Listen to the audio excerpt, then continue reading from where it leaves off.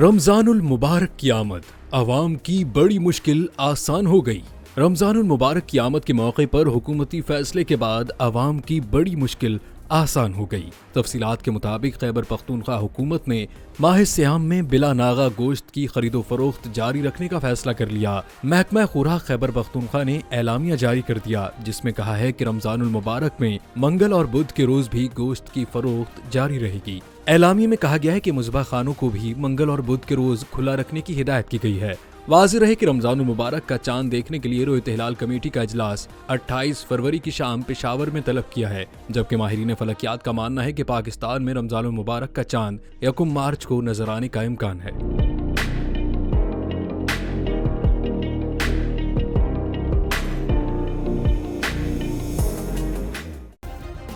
Subscribe کریں اور بیل دبائیں تاکہ کوئی خبر رہ نہ جائے۔